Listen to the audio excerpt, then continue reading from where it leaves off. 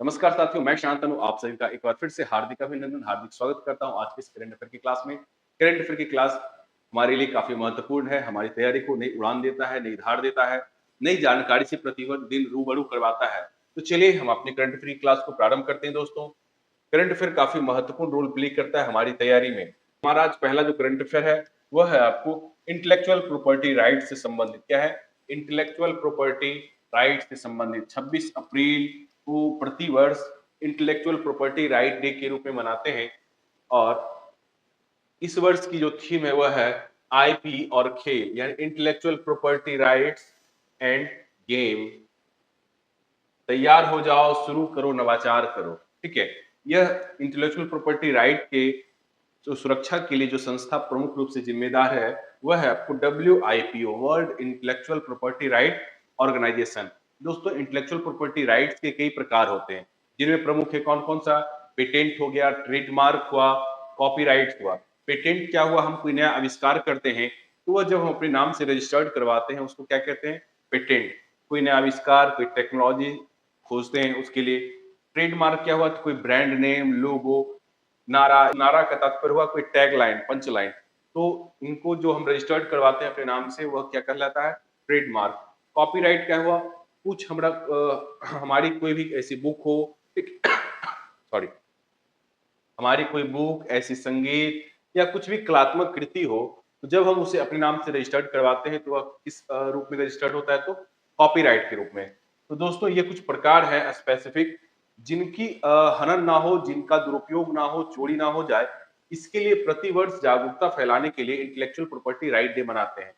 हम सभी जानते हैं कि कुछ भी आपका अगर इन्वेंशन हो और कोई और चोरी कर रहा हो, कॉपी कर रहा हो और उस पर रॉयल्टी ना दे, तो ये गलत बात होती है। तो उसकी सुरक्षा आवश्यक है कि यह आपके नाम से पेटेंट है, आपने कोई नया आविष्कार किया है तो वह आपका हो। आपने कोई ऐसी बुक लिखी और वह बुक कोई दूसरा व्यक्ति अपने नाम से छपा के बेच दिया, तो इससे कहीं ना कहीं आपका जो अपना अधिकार है वह उल्लंघन होता है, आपके अधिकारों का उल्लंघन होता है। तो इसीलिए प्रतिवर्ष world intellectual property right day celebrate किया जाता है, ताकि इसकी सुरक्षा हो सके, इसके प्रति जागरूकता ज्यादा से ज्यादा लोगों के बीच में लाई जाए। चलिए, अगला है हमारा दोस्तों हाँ, तो 26 अप्रैल को चूंकि हम लोग क्या मनाते हैं? World intellectual property right day. तो आइए कुछ विशेष डे को देख लेते हैं। 4 जनवरी को क्या मनाते हैं? विश्व ब्रेल दिवस। 10 जनवरी को क्या मनाते हैं? विश्व हिंदी दिवस। ठीक है। 28 फरवरी को राष्ट्रीय विज्ञान दिवस। 8 मार्च को अंतर्राष्ट्रीय महिला दिवस। 22 मार्च को विश्व जल दिवस और 22 मार्च को बिहार दिवस भी। 7 अप्रैल को विश्व स्वास्थ्य दिवस मनाते हैं। 22 अप्रैल को आपको विश्व पृथ्वी दिवस मनाते हैं। 5 जून को क्या है? विश्व पर्यावरण दिवस। 21 जून को क्या है? तो अंतर्राष्ट्रीय योग दिवस। 14 सितंबर विश्व हिंदी दिवस। ठीक है, सॉरी, राष्ट्रीय हिंदी दिवस। देखिए, याद रखिएगा, 10 जनवरी विश्व हिंदी दिवस और 14 सितंबर राष्ट्रीय हिंदी दिवस। कंफ्यूज नहीं होना है। 14 नवंबर को मधुमेह दिवस भी मनाते हैं और बाल दिवस भी। ठीक है, और 10 दिसंबर को अंतर्राष्ट्रीय मानवाधिकार दिवस के रूप में हम लोग सेलिब्रेट करते हैं। इंडियन स्पेस रिसर्च ऑर्गेनाइजेशन यानी कि इसरो की जो उपलब्धि है बहुत ही शानदार उपलब्धि मानी जाती है। अगर आप याद करें तो इसरो हमारा एक बैलगाड़ी से प्रारंभ होकर आज कहां से कहां तक पहुंच रहा है। हम चांद के सफर को से आगे बढ़ते हुए मंगल तक जा पहुंचे हैं। ठीक है, अभी हाल ही में आदित्य L1 भारत के द्वारा लॉन्च किया गया है। अभी हाँ, आगामी हमारा जो मिशन है वह वीनस है। ठीक है, तो इसरो हम की जो हमारी उपलब्धि है वह पूरी दुनिया में अतुलनीय है। चलिए आगे बढ़ते हैं दोस्तों। आगे हमारा क्या है? तो आगे है कि new Glenn rocket. New Glenn rocket किसके द्वारा लॉन्च किया गया? तो न्यू ग्लेन रॉकेट आपको ब्लू ओरिजिन के द्वारा लॉन्च किया गया। किसके द्वारा? Blue origin. ब्लू ओरिजिन आपको जेफ बेजोस की कंपनी है। जेफ बेजोस जो कि अमेजॉन के मालिक हैं। ठीक है, और यह जो न्यू ग्लेन रॉकेट है यह किस प्रकार का है? तो यह रीयूजेबल है। कैसा है? दोबारा इस्तेमाल होने वाला। ठीक है, तो इस प्रकार का जो रॉकेट होता है वह आपको खर्च को बचाता है, अंतरिक्ष खर्च में कटौती करने के साथ साथ इस प्रकार का रॉकेट जो है सो वह आपको अंतरिक्ष कचरे को भी कम करने में काफी सहयोगी साबित होता है। तो ब्लू ऑरिजिन द्वारा यह रॉकेट विकसित किया गया है और जिसका नाम जॉन ग्लेन के सम्मान में रखा गया है। दोस्तों, हम सभी जानते हैं कि भारत सरकार के द्वारा भी अपने स्पेस को प्राइवेट कंपनियों के लिए खोल दिया गया है। प्राइवेट कंपनियों को भी आमंत्रित किया जाने लगा है। तो भारत में कई सारी कंपनियां अभी जो है वह कार्यरत है। उनमें प्रमुख है आपको एक स्काईरूट एरोस्पेस और दूसरा अग्निकुल कॉस्मोस, ठीक है। इसके अलावा पिक्सल्स भी हैं। तो कभी पूछ दे आपको विक्रम एस रॉकेट किस कंपनी का है, तो यह आपको स्काई रूट एरोस्पेस का है। विक्रम एस रॉकेट किसका है, यह आपको स्काई रूट एरोस्पेस का है। और अग्निकुल कॉस्मोस जो है सो इसके रॉकेट का नाम क्या है, अग्निबाण। इसके रॉकेट का क्या नाम है, अग्निबाण, ठीक है। दोस्तों हमारी जो इसरो की उपलब्धि है वह काफी शानदार मानी जाती है। आप सभी जानते हैं, हम सभी जानते हैं कि इसरो की जो यात्रा है वह आपको, इसरो की स्थापना कब होती है, तो इसरो की स्थापना जो होती है दोस्तों यह आपको 1969 में होती है।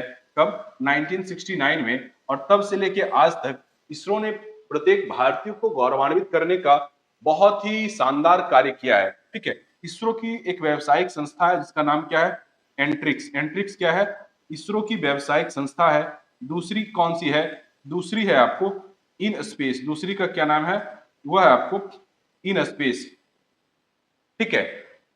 तो दूसरी का क्या नाम है, इन स्पेस। हम सभी जानते हैं कि इसरो के द्वारा कई कार्यक्रम संचालित किए जाते हैं। इसरो का अपना उपग्रह मिशन होने के साथ साथ जो भारत का सबसे महत्वपूर्ण रॉकेट है वह कौन सा है, पीएसएलवी। पीएसएलवी भारत का सबसे महत्वपूर्ण रॉकेट है, ठीक है। अभी भारत का सबसे महत्वपूर्ण रॉकेट जो है सो, क्योंकि भारत के द्वारा जो उपग्रह लॉन्च किए जा रहे थे, तो भारी उपग्रहों के लिए भारत इसरो ने जो रॉकेट विकसित किया है उसका क्या नाम रखा है, जीएसएलवी। और जीएसएलवी में भी मार्क 3, इसको बाहुबली के नाम से जानते हैं, और इसी से चंद्रयान 3 को लॉन्च किया गया है। दोस्तों इसरो की जो उपलब्धि है, हम कहां से प्रारंभ किए थे, तो एक साइकिल और बैलगाड़ी से प्रारंभ किए थे, और आज चांद और मंगल तक पहुंच चुके हैं। चांद पर हम 3 बार पहुंच चुके हैं, और मंगल पर पहले प्रयास में पहुंचने वाला भारत दुनिया का पहला और इकलौता देश है। तो इसरो की जो उपलब्धि है वो प्रत्येक भारतीय को गौरवान्वित तो करती ही है, लेकिन यह बात हमें याद रखना चाहिए कि यह जो संभव हुआ है वह दृढ़ इच्छा शक्ति से संभव हुआ है। इसीलिए मैं एक लाइन बार बार कहता हूं, if you think you can, you always can.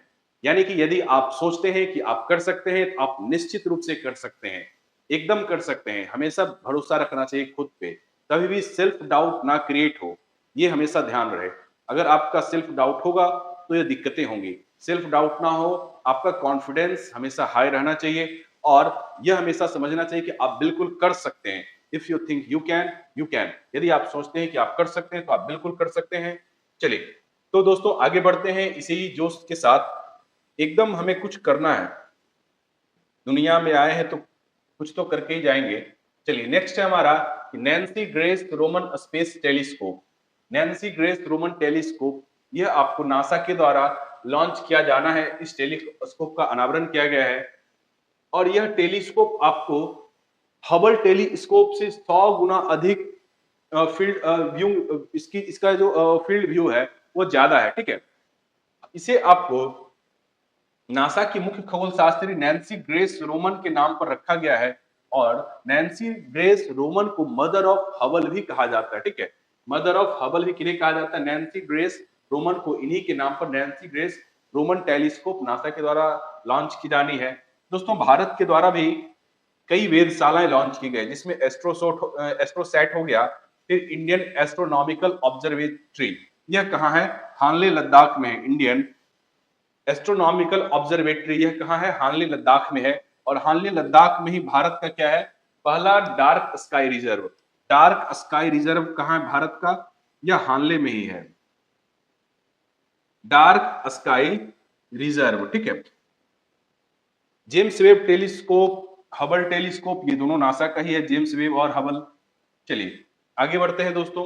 याद रखिएगा अभी मैंने कुछ देर पहले एक चर्चा की थी, किसकी, वह आदित्य L1 की थी। किसकी, आदित्य L1 की। यह भी एक प्रकार का क्या है, यह भी एक प्रकार का ऑब्जर्वेटरी ही है, ठीक है, जो L1 पॉइंट पे है। नेक्स्ट है हमारा, नेक्स्ट दोस्तों की नया खनिज एक खोजा गया है जिसका नाम क्या है, सीरियम मैग्नीशियम चेंसाइट। सीरियम मैग्नीशियम चेंसाइट, यह जो खनिज है इसकी खोज किसने की है, इसकी खोज की है चीन ने। यह आपको ताकलामाकन मरुस्थल में एक उल्कापिंड के माध्यम से इस नए खनिज की खोज हुई है। यह भूवैज्ञानिक अनुसंधान के लिए बड़ी उपलब्धि माना जा रहा है। तो यह जो उल्कापिंड है दोस्तों, यह चांद के टुकड़े से आया हुआ उल्कापिंड है, ठीक है। और उसी से इस नए खनिज की खोज की गई है। ठीक है, किसके द्वारा?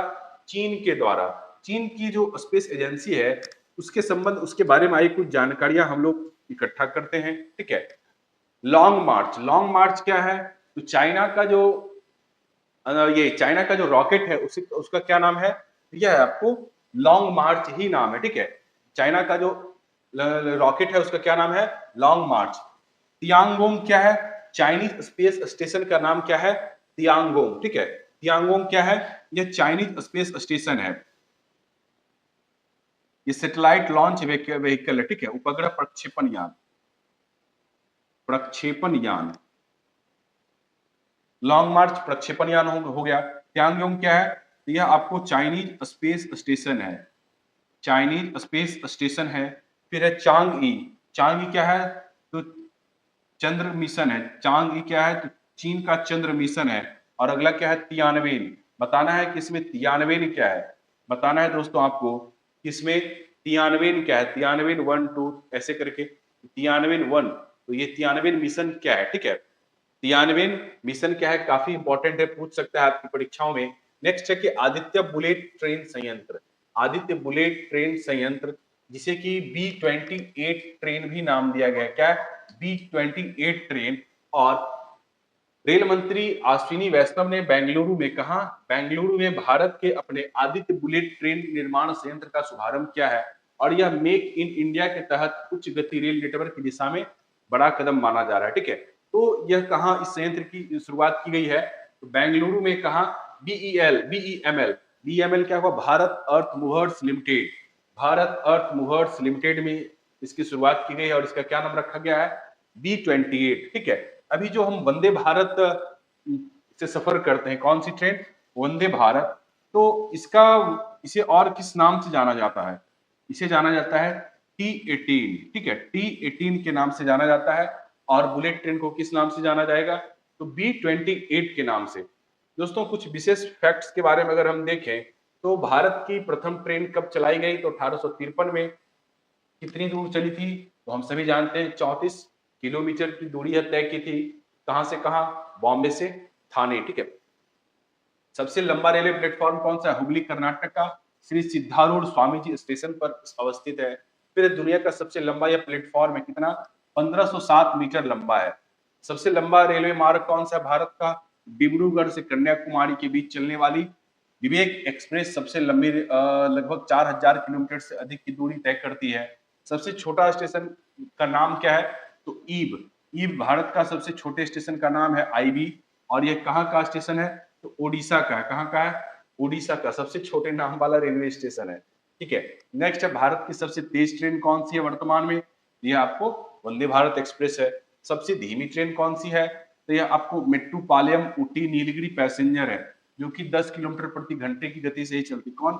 मेट्रोपालियम ऊटी नीलगिरी पैसेंजर। सबसे पुरानी सक्रिय इंजन भारत की कौन सी है? यह आपको फेरी क्वीन है। सबसे पुरानी सक्रिय भारत की इंजन कौन सी है? तो है आपको फेरी क्वीन, और यह 1855 से ही चल रही है। फिर है सबसे ज्यादा प्लेटफॉर्म वाला रेलवे स्टेशन कौन सा है? यह आपको हावड़ा जंक्शन। यहाँ करीब 23 प्लेटफॉर्म है। हावड़ा जंक्शन पर कितने प्लेटफॉर्म है? तो 23। ये कुछ स्पेसिफिक फैक्ट्स थे जो कभी एग्जाम में पूछ सकता है, रेलवे का एग्जाम दे रहे हो या एसएससी का, या आजकल फैक्चुअल जानकारी कई परीक्षाओं में पूछ देता है। चलिए नेक्स्ट है हमारा जस्टिस लीजा गिल। ये हम पिछले दिन भी डिस्कस किए थे। जस्टिस लीजा गिल कहाँ की पहली महिला मुख्य न्यायाधीश बनी है? ये आपको आंध्र प्रदेश हाईकोर्ट की पहली महिला मुख्य न्यायाधीश कौन बनी है? Justice Lisa Gill. ठीक है, जस्टिस लीजा गिल। और इनको शपथ कौन दिलवाए हैं? अब्दुल एस नजीर। अब्दुल एस नजीर जो कि पूर्व सीजेआई रह चुके हैं, इन्होंने इन्हें शपथ दिलवाई। ठीक है, जस्टिस लीजा गिल को। अगर यह पूछ दे कि किसी भी हाईकोर्ट की पहली महिला मुख्य न्यायाधीश, किसी भी हाईकोर्ट की पहली महिला मुख्य न्यायाधीश, पहली महिला चीफ जस्टिस कौन थी? तो बताना है आपको कौन थी। दूसरा, सुप्रीम कोर्ट की पहली महिला न्यायाधीश, क्योंकि सुप्रीम कोर्ट की पहली महिला न्यायाधीश जस्टिस, ये कौन है? ये कौन थी? ठीक है, क्योंकि आज तक सुप्रीम कोर्ट के इतने लंबे इतिहास में आज तक सुप्रीम कोर्ट की कोई भी महिला मुख्य न्यायाधीश नहीं बन सकी है। ठीक है, तो यह दोनों आपको आंसर करना है कमेंट बॉक्स में। मैं बता चुका हूँ पिछले डिस्कशन के दौरान, पिछले दिन का वीडियो आप देख लीजिएगा जाके, ठीक है। हम प्रतिदिन वीडियो लाते हैं और ये बहुत ही इंपॉर्टेंट होता है, बिल्कुल देखना है। चलिए नेक्स्ट है आपको कि मनोज मुकुंद नरवणे जो कि पूर्व सेना प्रमुख थे, उनकी एक पुस्तक आई है क्या, the curious and the classified. The curious and the classified किनकी पुस्तक है, तो ये आपको मनोज मुकुंद नरवणे की है। यह आपको the curious and the classified किनकी पुस्तक है, यह आपको मनोज मुकुंद नरवणे की है। मनोज मुकुंद नरवणे की पुस्तक है the curious and the classified, ठीक है। आगे और कुछ पुस्तकों को हम देखते हैं जो कि रिसेंट में काफी चर्चे में रही है। यह आपको मनोज मुकुंद नरवणे की दोस्तों एक और पुस्तक थी, उसका क्या नाम है, उसका नाम आप कमेंट बॉक्स में बताइए, तब तक मैं आपको यह बताता हूं। द चोला टाइगर्स किसकी लिखी है, अमीश की। द चोला टाइगर्स किसकी लिखी है, अमीश की। अमीश की कई सारी पुस्तकें हैं, मेलुहा, ठीक है, जिनमें काफी चर्चित पुस्तक है, ठीक है, नागाज। चलिए आगे आगे की जो पुस्तक है उसका नाम है अ सिमिला अफेयर। सृष्टि चौधरी की पुस्तक है अ सिमिला अफेयर, सृष्टि चौधरी, ठीक है। डेविएंट्स शांतनु भट्टाचार्य। डेविएंट्स किनकी पुस्तक है, शांतनु भट्टाचार्य की। फिर है shattered lands, Sam Dalrymple. Shattered land किनकी पुस्तक है, सैम डेलरिम्पल की। The jasmine murders, Rupa Unnikrishnan. The jasmine murders किनकी पुस्तक है, रूपा उन्नीकृष्णन की, ठीक है। चलिए अब बताइए उनकी एक और पुस्तक कौन सी है जो काफी विवादों में रही थी, और यह उनकी आत्मकथा है। क्या नाम है उसका, फोर स्टार्स ऑफ डेस्टिनी। क्या नाम है, फोर स्टार्स ऑफ डेस्टिनी। यह किनकी पुस्तक है, यह भी है आपको एम नरवणे की पुस्तक, मनोज मुकुंद नरवणे, पूर्व थल सेना अध्यक्ष। अगला है हमारा प्रसिद्ध अर्थशास्त्री अशोक कुमार लाहिड़ी को नीति आयोग का नया उपाध्यक्ष नियुक्त किया गया। अशोक कुमार लाहिड़ी को नया उपाध्यक्ष नियुक्त किया गया। दोस्तों यह भी हम पिछले दिनों चर्चा कर चुके हैं। आपको शायद 24 अप्रैल का जो करंट अफेयर उसमें जाकर आप देखिएगा, आपको मिल जाएगा 24 या 25 अप्रैल वाले में। चलिए तो एम लाहिड़ी, अशोक कुमार लाहिड़ी जो एक अर्थशास्त्री है, प्रसिद्ध अर्थशास्त्री है, उनको उपाध्यक्ष नियुक्त किया गया नीति आयोग का। नीति आयोग की स्थापना कब होती है, यह आपको 1 जनवरी 2015 को नीति आयोग की स्थापना होती है। किस संस्थान के स्थान पर, सॉरी किस संस्था के स्थान पर, यह आपको योजना आयोग के स्थान पर नीति आयोग का गठन किया जाता है। नीति आयोग कैसी संस्था है, यह एक प्रकार की थिंक टैंक है, ठीक है। पहले नीति योजना आयोग के साथ साथ एक संस्था हुआ करती थी जिसका नाम क्या था, एनडीसी, नेशनल डेवलपमेंट काउंसिल, ठीक है, राष्ट्रीय विकास परिषद। तो राष्ट्रीय विकास परिषद जो योजना आयोग के द्वारा प्लान बनाया जाता था, और उस प्लान को ही राष्ट्रीय विकास परिषद क्या करती थी, पारित करती थी। राष्ट्रीय विकास परिषद में राष्ट्रीय विकास परिषद में आपको राज्यों के मुख्यमंत्रियों को भी शामिल किया जाता था। उसी के स्वरूप को अपनाते हुए नीति आयोग में भी सभी राज्यों के मुख्यमंत्री या जो भी आपको ये यूनियन टेरिटरीज है उसके उपराज्यपाल को भी इसमें शामिल किया जाता है। तो अशोक कुमार लाहिड़ी जो है सो दोस्तों, वह आपको उनकी एक पुस्तक है जिसका नाम क्या है, India in search of glory. कभी पूछ दे, ये भी इंपॉर्टेंट है, आप स्टार मार्क लगा सकते हैं कि India in search of glory किनकी पुस्तक है, ये आपको अशोक कुमार लाहिड़ी की पुस्तक है। अशोक कुमार लाहिड़ी वर्तमान में बीजेपी से विधायक है पश्चिम बंगाल से, ठीक है। चलिए आगे बढ़ते हैं हम कि विदेशी मुद्रा भंडार फॉरेक्स रिजर्व जो है हमारा, फॉरेक्स रिजर्व, वह आपको कितना हो गया है, यह आपको 703.31 बिलियन डॉलर तक पहुंच चुका है। 703.31 बिलियन डॉलर तक पहुंच चुका है।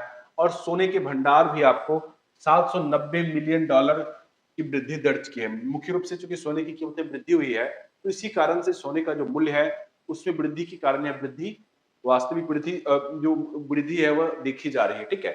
तो फॉरेक्स रिजर्व हमारा कई बार पूछता है कितना है, तो 703.31 बिलियन डॉलर। आगे है हमारा दोस्तों विजडन लीडिंग क्रिकेटर। तो यह जो पुरस्कार दिया गया है भारत में महिला की श्रेणी में दीप्ति शर्मा को यह पुरस्कार दिया गया 2025 के लिए अग्रणी महिला cricketer, leading women cricketer in the world कौन चुनी गई है, तो आपको चुनी गई है दीप्ति शर्मा। दीप्ति शर्मा, ठीक है। और यदि पुरुष क्रिकेटर की बात करें तो मिचेल स्टार्क ऑस्ट्रेलियाई क्रिकेटर को पुरुष क्रिकेटर का अवार्ड दिया गया है। और लीडिंग टी20 क्रिकेटर का पुरस्कार किन्हें प्राप्त हुआ है? तो वह अभिषेक शर्मा को प्राप्त हुआ है, ठीक है। किन्हें? अभिषेक शर्मा को। आगे हमारा लद्दाख पेट्रोग्लिफ पार्क। लद्दाख में देश के पहले पेट्रोग्लिफ यानी कि शिलालेख संरक्षण पार्क की आधारशिला रखी गई है, जो प्राचीन रॉक आर्ट को सुरक्षित रखेगा, ठीक है। तो लद्दाख में पहले पेट्रोग्लिफ पार्क की आधारशिला रखी गई है। पेट्रोग्लिफ पार्क क्या है? यह कुछ शिलालेख के संरक्षण के लिए इस पार्क की स्थापना की गई है। उद्देश्य क्या है? तो लुप्त प्राय शैल नक्काशियों, यानी शैल नक्काशियों का इंग्लिश क्या होता है? पेट्रोग्लिफ्स के संरक्षण, अनुसंधान और उन्हें एक खुले संग्रहालय के रूप में प्रदर्शित करना, ठीक है।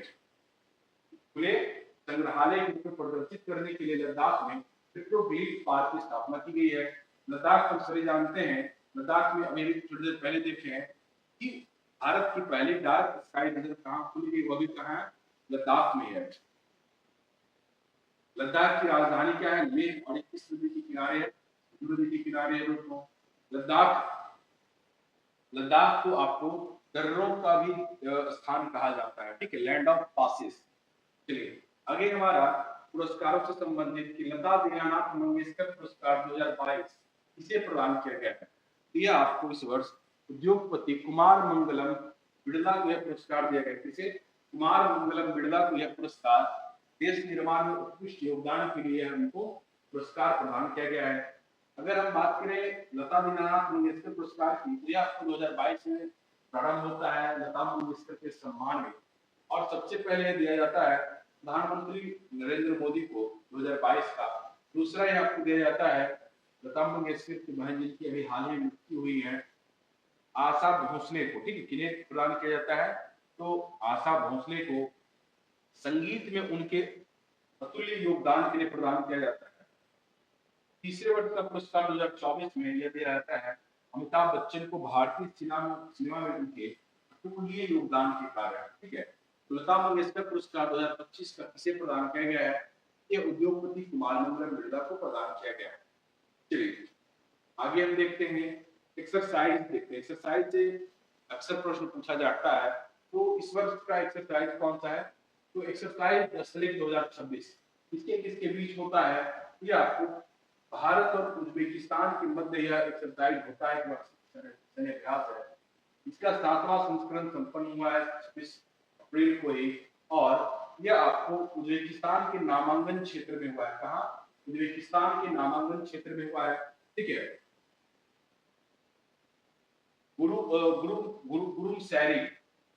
गुरुमसराय फील्ड ट्रेनिंग एरिया है, ठीक है। गुरुमसराय फील्ड ट्रेनिंग एरिया वही है, इस वर्ष हुआ है। चलिए आगे हम देखते हैं, आगे कुछ महत्वपूर्ण युद्ध अभ्यास को। वज्र प्रहार, वज्र प्रहार किनके बीच होता है? तो वज्र प्रहार दोस्तों हुआ इंडिया और यूनाइटेड स्टेट्स के बीच। वज्र प्रहार इंडिया और यूनाइटेड स्टेट्स के बीच। लैमित्य भारत और सेशेल्स के बीच। लैमित्य भारत और सेशेल्स के बीच। वायु गार्जियन किसके बीच हुआ दोस्तों? इंडिया और थाईलैंड, ठीक है। वायु गार्जियन इंडिया और थाईलैंड। खंजर इंडिया और किर्गिस्तान। खंजर इंडिया और किर्गिस्तान के बीच होता है। इक्वेरियन किनके बीच होगा? ये आपको इंडिया और मालदीव, भारत और मालदीव के बीच होता है। हरिमाओ शक्ति किसके बीच होगा? भारत और मलेशिया के बीच होता है। हरिमाओ शक्ति भारत और मलेशिया। जरूर शक्ति भारत इंडोनेशिया। जरूर शक्ति भारत और इंडोनेशिया। चाइनेक्स इंडिया जापान। चाइनेक्स इंडिया और जापान, ठीक है। सूर्य किरण भारत और नेपाल। फ्रीनेक्स भारत और श्रीलंका। ऑसिंडेक्स भारत और Australia. Malabar quad Nations. Malabar quad Nations. Quad Nations में कौन कौन आते हैं? भारत आ जाएगा, अमेरिका आएगा, जापान और ऑस्ट्रेलिया। अगला हमारा क्या है? Humanoid robot half marathon. यह बीजिंग चीन में दुनिया की पहली रोबोटिक हाफ मैराथन हुई। कहाँ? दुनिया की पहली रोबोटिक हाफ मैराथन चीन में आयोजित की गई थी। विजेता यांगोंग अल्ट्रा। कौन?